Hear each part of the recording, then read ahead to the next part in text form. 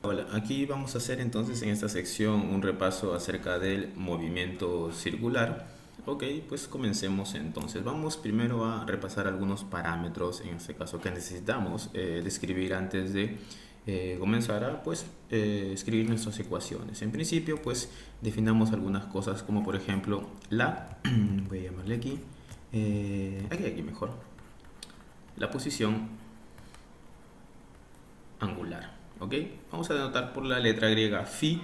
¿Ok? Y eso en este caso va a ser la posición angular. Si ustedes recuerdan cuando estábamos viendo la parte de las coordenadas, pues por ejemplo, si tenemos una partícula en la que, o claramente, por ejemplo, un movimiento circular, aquí lo voy a mostrar pues ya evidentemente, de esta manera, y lo vamos a ver con más detalle más adelante, pero por ahora al menos para definir esta variable. En algún punto, en este caso, si nosotros colocamos nuestro sistema de referencia, vamos a colocar, no sé, por comodidad, justamente nuestro origen de coordenadas X, Y, Z, justamente aquí, en el centro de la trayectoria. Pues, como pueden ver, la posición de la partícula va a estar, la posición lineal de la partícula va a estar dado por el vector velocidad, el vector posición aquí. Y entonces, la posición angular, en este caso si tomamos como referencia nuestro eje X, pues estará dada pues por este ángulo phi. Es decir, si esta distancia permanece constante, pues en principio, ¿no?, el radio de la circunferencia permanece constante. Bueno, tiene que permanecer constante, si no, no sería una circunferencia. La posición de la partícula está definida por el ángulo phi. Ojo que incluso estas definiciones, a pesar de que las podemos sacar de un movimiento circular, no solamente sirven para movimientos circulares. ¿Ok? En principio eso. Voy a borrar por aquí en un momento y después lo revemos esto. Pero en principio, para ubicarnos quién es ese ángulo phi. En principio es eso, es el ángulo que se abre a partir del eje X, si tomamos como referencia, claro, nuestro plano, en este caso X, Y y Z, saliendo de la pantalla, por ejemplo. ¿Ok? Entonces definimos de esa manera la posición angular. Y otra cosa importante que decir de esto, pues que pues lo medimos en radianes. Usualmente usamos los ángulos, los grados sexagesimales, ¿no? Pero en este caso, como va a haber una relación de las variables angulares con las lineales, es mucho mejor y es recomendable usar radianes, ¿ok? Es decir, la traducción de a cuánto equivale en este caso cada ángulo sexagesimal linealmente, es decir, su relación con el radio, básicamente. ¿Ok? Dicho esto, pues vamos por las otras variables que necesitamos definir. Por ejemplo, la siguiente sería por aquí la velocidad, pero no la velocidad lineal, sino la velocidad angular, conocida también como frecuencia angular, debido a que en los casos en que los movimientos sean uniformes, me refiero a movimientos periódicos con velocidades angulares constantes, pues van a tener un periodo y por lo tanto van a tener una frecuencia de repetición. Usualmente en esos casos se les denomina pues frecuencia angular también, y está relacionada con la frecuencia lineal, la que, bueno, todos conocemos, es decir, ciclos sobre segundos. ¿Ok? Entonces a la velocidad angular lo definimos por la letra griega omega, y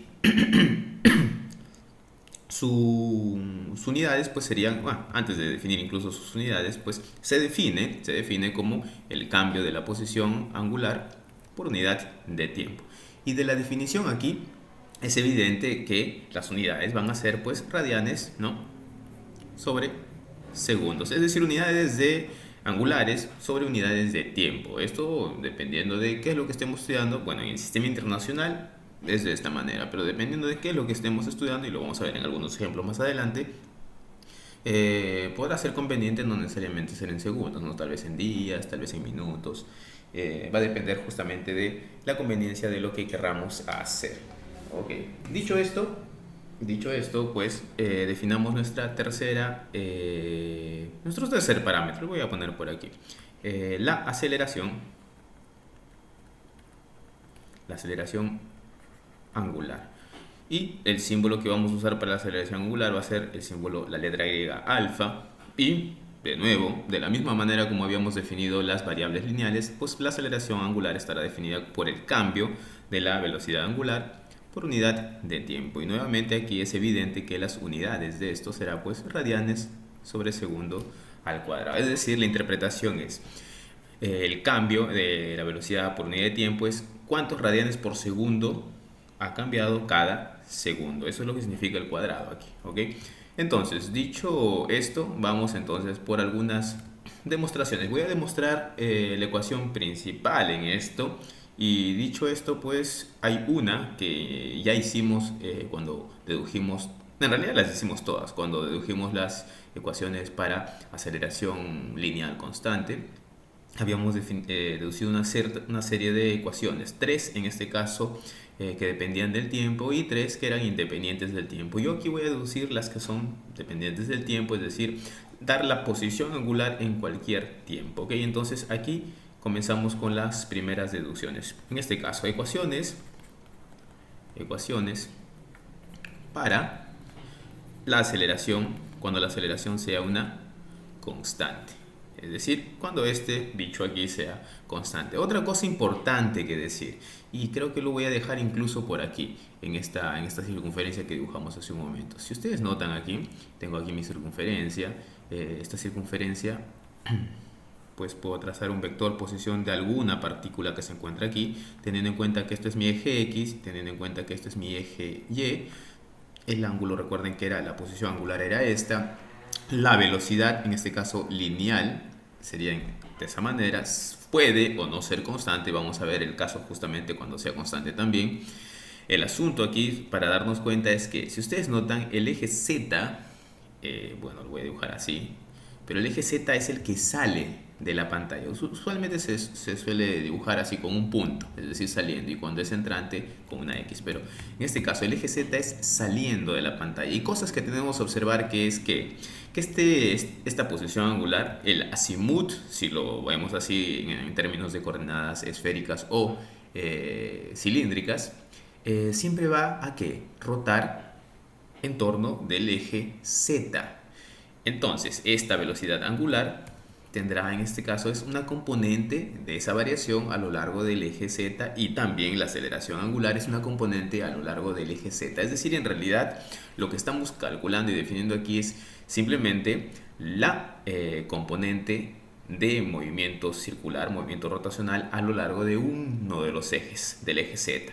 Más adelante, cuando veamos en este caso el momento de una fuerza, el momento de torsión y la cantidad en este caso de movimiento angular, el momentum angular, veremos que estas en realidad son componentes, en este caso a lo largo del eje Z, es decir, es un giro a lo largo del eje Z, pero no quita que las partículas puedan girar también a lo largo, en torno, del eje X o el eje Y. Pero en principio, para montar nuestras ecuaciones, pues los vamos a definir así. Al final ya generalizaremos en capítulos más adelante cuando tratemos acerca de dinámica de cuerpos rígidos, ¿ok? Pero en principio dejamos la idea ahí, que es para a lo largo, en torno del eje Z. Entonces calculemos pues ya, sin más preámbulos, las ecuaciones, en este caso, para cuando la aceleración angular, mejor lo dejo así incluso, aceleración angular constante para aceleración angular constante, ¿ok? Es decir, alfa igual a alguna constante. Ok, dicho esto, pues tenemos nuestra ecuación alfa, la derivada de la velocidad angular en función del tiempo, y sabemos que la velocidad angular en este caso es la derivada de la posición respecto del tiempo. Pues usamos estas ecuaciones para deducir, en este caso, las ecuaciones para, y que valen, recuerden, de la misma manera como fue en el caso de los movimientos lineales, traslacionales, valen solamente si es que la aceleración es constante. Para otros casos no vale, ¿ok? Entonces deduzcamos algunas cosas primero de aquí. La velocidad angular, vamos a definir aquí, en este caso tengo mi ecuación 1 y voy a tener mi ecuación 2 por aquí. Entonces, de la ecuación 2, por ejemplo, de 2, podemos tener de esta manera, que cualquier desplazamiento angular es equivalente a la velocidad angular que lleve en ese instante por un delta, por un diferencial del tiempo. Si nosotros quisiéramos encontrar la posición en cualquier instante, lo que tenemos que hacer aquí pues es ¿qué cosa? La posición en cualquier instante será igual a pues la integral de la, en este caso, velocidad angular en ese instante el diferencial de tiempo. Bueno, aquí ya le dejo la constante. Voy a poner una constante, en realidad es cualquier constante, ¿ok? Después la calculamos. En principio, hasta aquí yo no sé la forma que tiene la velocidad angular, entonces yo no puedo resolver esta ecuación. Entonces lo voy a dejar por aquí. Le voy a llamar ecuación 3 a esto. ¿Ok? Entonces, esta velocidad angular en cualquier instante la podemos obtener de la otra ecuación diferencial. Recuerden que así, no parecen muy asustadoras, pero son ecuaciones diferenciales. ¿Ok? Entonces, de la ecuación 1, tenemos ¿qué cosa? Que la velocidad angular, el diferencial de velocidad angular debe ser algún alfa de t en este caso, es decir, la aceleración angular por ese elemento de tiempo que haya transcurrido. Ese es el cambio que tendrá. Dicho esto, pues ahora podemos obtener lo siguiente, que la velocidad angular en cualquier instante, yo no estoy poniendo la dependencia, pero recuerden que esto depende del tiempo y esto también, la posición, es una función que depende también del tiempo, ¿ok? Pero para evitarme hacer tantas cosas, llenar el espacio aquí, no lo estoy colocando. Debemos considerar que estamos haciendo eso, ¿ok?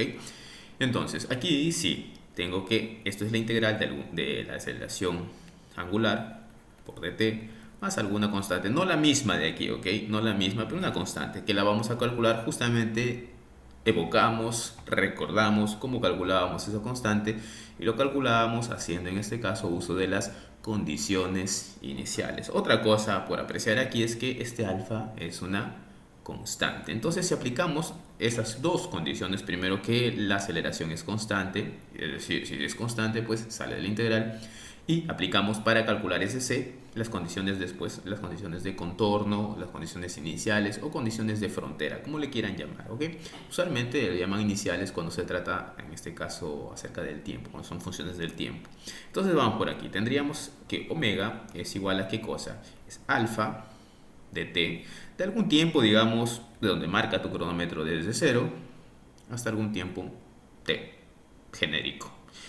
Perdón, esto de aquí es si fuera en este caso una integral definida. No lo es en este caso, ¿ok? No lo es. Entonces voy a dejarlo así. Como está indefinida, ya vamos a calcular la constante, en este caso en función justamente de esas condiciones iniciales. Entonces tengo así más c. Entonces esta es mi función la función de la velocidad en función del tiempo. Lo único que me resta saber, ¿quién es este c? Pues usamos entonces, ahora sí, voy a tener aquí mi ecuación, no la encierro todavía. Aplicamos entonces las condiciones iniciales. ¿Ok? Las condiciones iniciales. ¿Y cuáles son? Pues las condiciones iniciales en principio son que, por ejemplo, para t igual a 0, la velocidad debe tener alguna velocidad inicial, es decir, omega debe ser algún omega inicial, es decir, cuando comienza su movimiento nosotros medimos que la velocidad en ese instante cuando comenzamos a medir era omega sub 0, nada más, ¿ok? Esa es nuestra condición inicial. Dicho esto, si aplicamos esta condición inicial aquí, cuando t sea 0 y omega, en este caso es omega 0, c valdrá omega 0 y tenemos que omega en cualquier tiempo es igual a ¿qué cosa? Esa velocidad inicial angular más alfa t. Y tenemos nuestra primera ecuación, en este caso de movimiento, para la velocidad. Y lo que tenemos que hacer ahora es encontrar pues esta de aquí. Y ya tenemos de cómo depende en este caso la velocidad, en este caso angular, con el tiempo. Y reemplazamos entonces. Esto no es nuestra ecuación 1, esta es la ecuación ya. Esta es la ecuación 4, ¿verdad? Sí, 3, 4. Voy a ponerla aquí. 4. Entonces, reemplazando 4 en 1, ¿era? En 3, perdón. En 3. 4 en 3. Tenemos lo siguiente. Recuerden que 3 era ¿qué cosa? Era phi igual a integral de omega diferencial de t más alguna constante.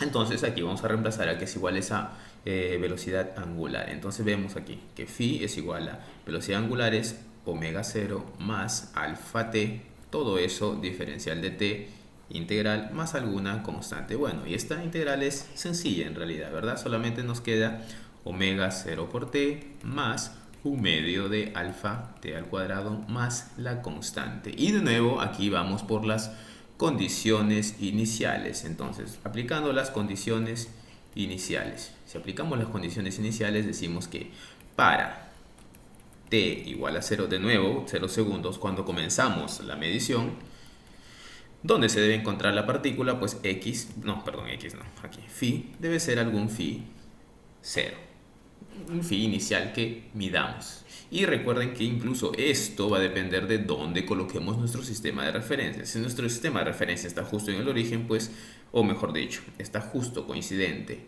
con un ángulo 0, pues esto incluso lo manejamos. Ni siquiera tenemos que medirlo, simplemente definir nuestro sistema de referencia en esa posición y se acabó. Para la velocidad no. Es así, tenemos que medirla. ¿Ok? Entonces, dicho esto, pues aplicamos esta condición inicial. Como ustedes pueden ver, cuando t es igual a 0, solo sobra c aquí. Entonces, c debe ser a phi sub 0. Entonces, tenemos que phi, ¿no? En este caso, en su forma general, será igual a ¿qué cosa? Phi inicial más omega 0 por t más un medio de la aceleración angular por el tiempo al cuadrado. Y tenemos nuestra segunda ecuación. Incluso las consolidamos las dos aquí. No tengo mi ecuación para la posición y para la velocidad sería de esta manera. Incluso ni siquiera, recuerden que ni siquiera tendríamos que recordar lo que está arriba. Arriba ya la dedujimos, es esta. Pero si partimos del hecho de que la velocidad angular es la derivada de la posición angular, pues derivamos. Derivada de una constante 0. Derivada de omega 0 por t me queda simplemente omega 0.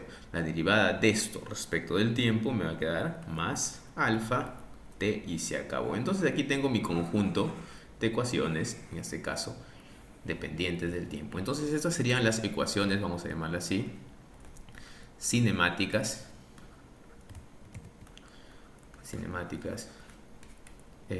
para, o ecuaciones de movimiento, ¿no? Para rotaciones, ¿ok?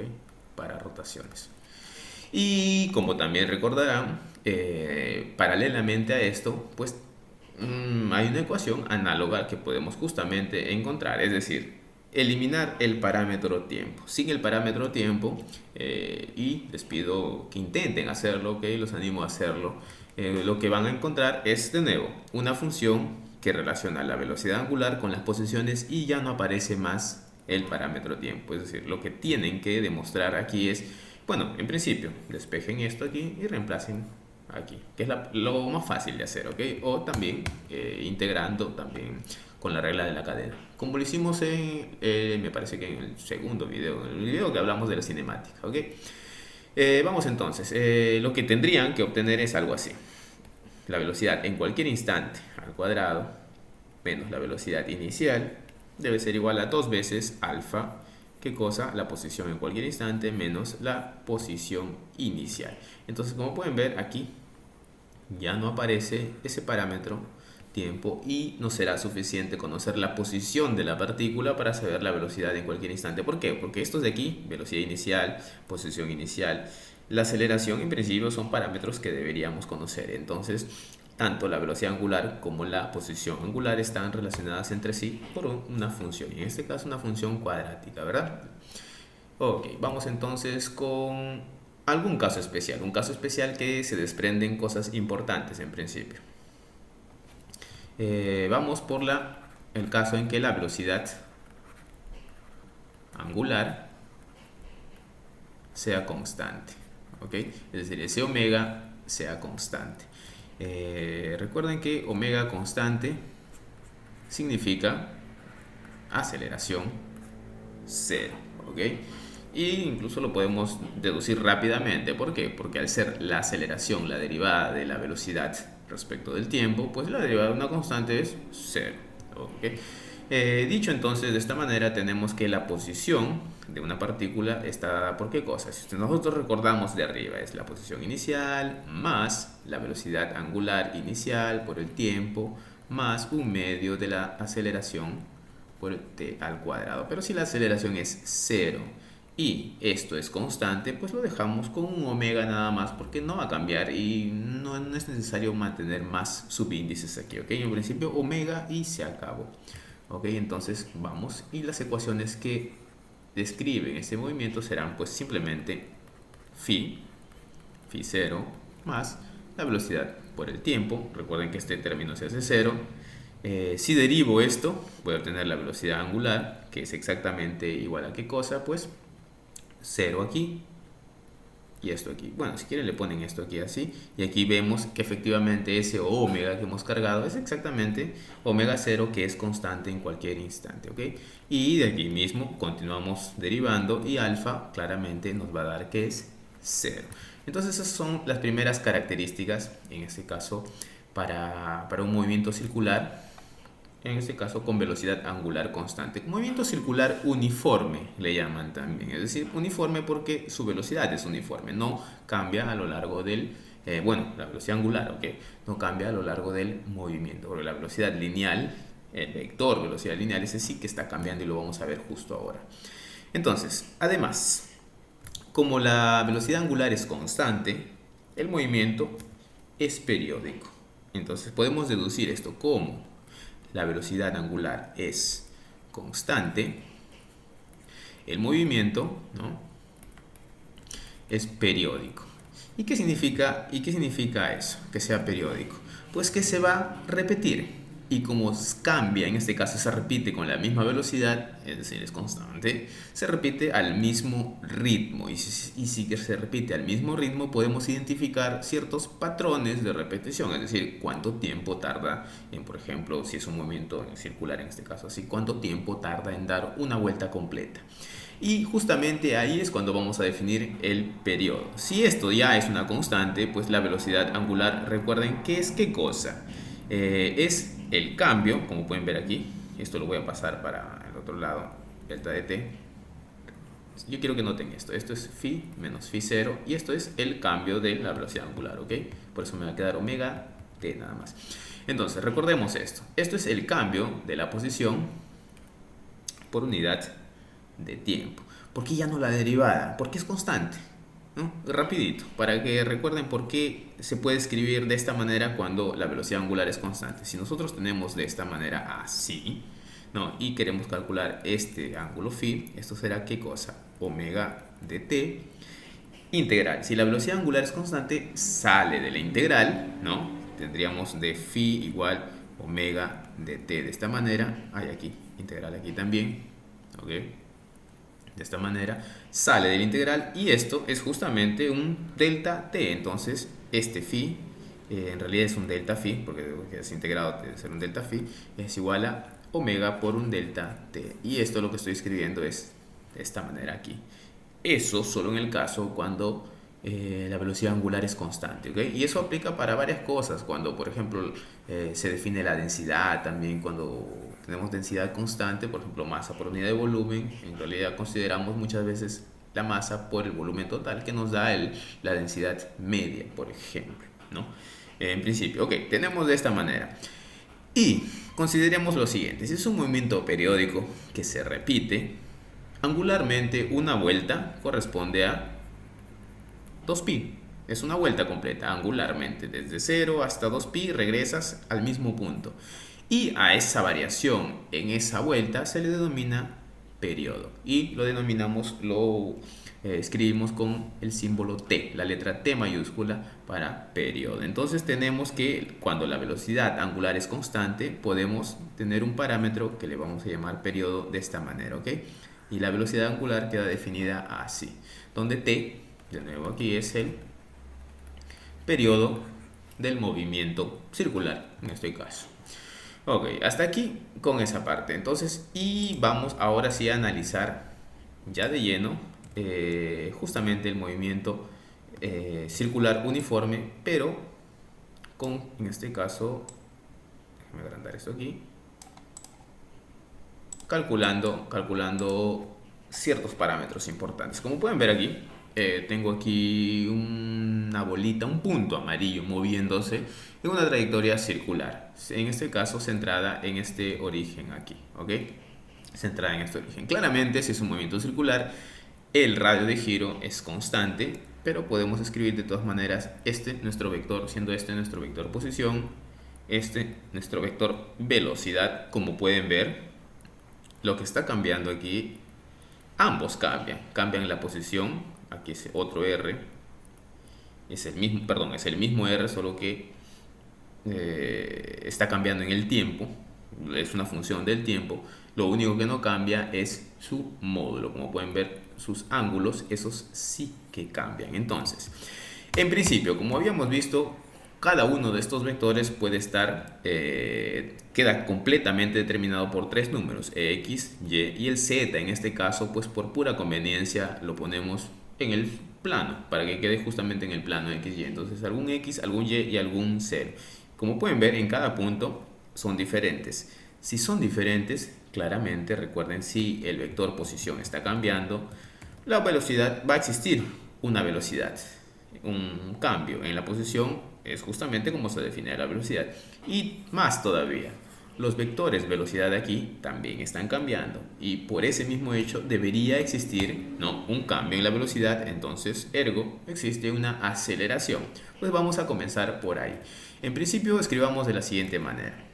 Definamos nuestro phi, exactamente, pues nuestro phi que comience, vamos a decir, en algún punto angular 0 por conveniencia. Ok, funciona también para si fuera en este caso así también. Ok, funciona también así, pero vamos a simplificar las cosas. O sea, no es necesario llevarnos esto porque no va a cambiar nada en los resultados. Entonces definamos nuestra posición en cualquier instante como omega t. Ok, esa es la primera cosa que vamos a definir, y es coherente en el sentido de que, recuerden lo siguiente, esto de nuevo es una función del tiempo, es decir, en un tiempo cero, vamos a decir, se encuentra en esta posición. Después de algún tiempo, si la velocidad no es constante, pues se encontrará en otra posición, y este será ese otro phi en ese otro tiempo. En otro tiempo se encontrará en otra posición porque va a cambiar justamente de esta manera. ¿Okay? Linealmente con el tiempo cambia esa posición angular. ¿Okay? Entonces tenemos que la posición angular cambia linealmente con el tiempo, es decir, con la tasa de cambio de la velocidad angular. Ok, dicho esto, pues definamos entonces la posición de la partícula. La posición de la partícula, aquí la amarilla, el punto amarillo. Pues vamos por ahí. Si quiero definir la posición de esta partícula, las defino de nuevo por tres coordenadas, tres componentes, una en X, una en Y y una en Z. Por un momento me voy a llevar este triángulo aquí, ustedes si se dan cuenta que hay un triángulo, ok, me voy a llevar ese triángulo aquí, y es un triángulo rectángulo, donde esto es R, entonces esto sería la componente X de R, y esto de aquí sería la componente Y de R. Recordemos y evoquemos lo que ya hemos hecho en los videos anteriores, en las secciones anteriores. Pues lo único que tenemos que hacer es descomponer este vector en sus componentes X y Y. La Z no, porque la Z es 0 en este caso, ¿ok? Pero continuamos eso. Entonces el módulo del vector R pues es R, ¿verdad? El tamaño del radio de giro. La componente X es, en este caso, si esto es justamente phi, el ángulo que abre aquí, ¿no? Recuerden que abre en este sentido así, pues será en este caso pues por coseno de phi, ¿verdad? ¿Qué más? La siguiente componente será pues R por el seno de phi, y la tercera simplemente 0 y se acabó. Pero mejor todavía, porque nosotros ahora vamos a escribir este vector como este vector depende del tiempo, y voy a mantener este phi aquí. Como este vector depende del tiempo, recordando que el ángulo cambia con el tiempo, entonces R vector será igual aquí. R coseno de omega t, ¿no? Simplemente aquí. R seno de omega t y coma 0. Como pueden ver, ahora ya tengo el vector, y como este vector R, que les dije en esta figura aquí, como ese vector cambia cuando cambia el tiempo, cómo evoluciona en el tiempo. Y pues para calcular los demás parámetros como la velocidad y la aceleración, lo único que necesitamos hacer es derivar, es decir, usar las definiciones de la velocidad y la definición de la aceleración. Incluso aquí, si ustedes calculan el módulo de este vector, es decir, esto al cuadrado más esto al cuadrado más esto al cuadrado, y le sacan la raíz, deberían obtener pues efectivamente simplemente R, ¿ok? Deberían, les animo a que lo hagan, ¿ok? Háganlo, por favor. Y vamos por aquí entonces. Si quiero calcular la velocidad, recuerden que la velocidad es simplemente la derivada de la posición respecto del tiempo. Pues si yo ya tengo la posición en función del tiempo, ¿no? Si yo ya tengo la posición en función del tiempo, lo único que tengo que hacer es derivar. Como pueden ver, R, el radio, es constante. Omega es constante, la velocidad angular. El único parámetro aquí es el tiempo. Entonces vamos por aquí. La velocidad será igual a ¿qué cosa? R, derivada del coseno, es menos seno. Entonces me va a quedar un menos por aquí, R, menos seno de omega t por la derivada de lo que está dentro, regla de la cadena, sería omega. Y cae un omega aquí. ¿Ok? Coma, para la segunda componente, derivamos la segunda componente y lo voy a poner que estoy haciendo aquí para que se vea, ¿ok? Aquí estoy haciendo derivar respecto de t, ¿de quién? De r, coseno de omega t, coma, derivada respecto del tiempo de r, seno de omega t, coma, 0, ¿verdad? Porque la tercera en este caso, la derivada de 0 continúa siendo 0. Bueno, derivada de esto aquí, pues tenemos derivada del seno es coseno. Entonces tengo r por el coseno de omega t y la derivada de lo que está dentro cae a multiplicar un omega por aquí. Y entonces tengo aquí coseno de omega t, 0.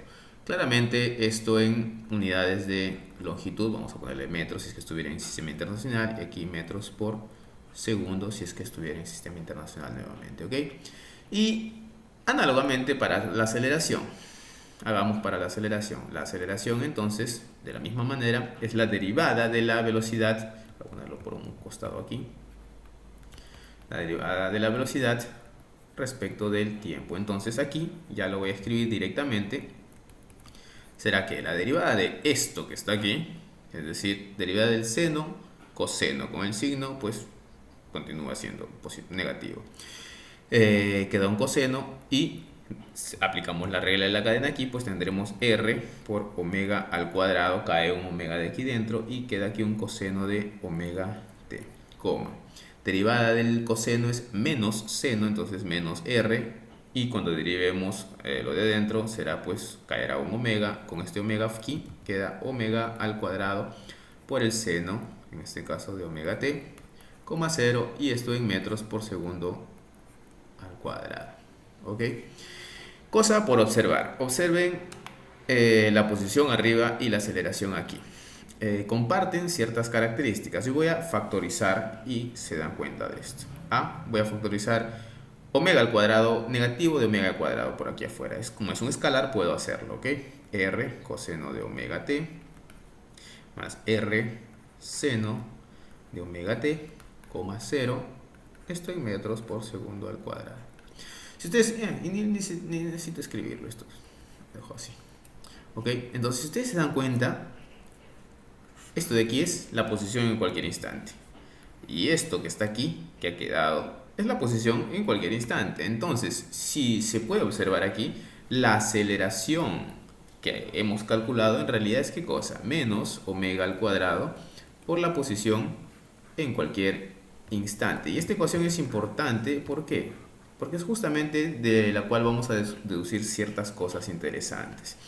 Vamos por aquí. Y vamos por calcular los... voy a dejarlo aquí, al final lo vemos con más calma. Vamos a calcular los módulos, ¿ok? Calcular los módulos de esos vectores que acabamos de ver aquí.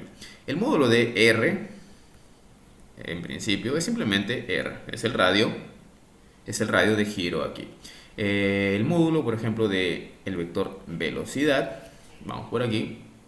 Este vector velocidad aquí, lo voy a escribir nuevamente aquí, sería pues la raíz de ¿quién? Como pueden ver, la raíz de todo esto al cuadrado más todo esto al cuadrado, es decir, menos r omega seno, menos r omega seno cuadrado, seno de omega t, todo eso al cuadrado, más el otro era r omega coseno de omega t, todo eso al cuadrado, más 0 al cuadrado, pues 0, ¿verdad?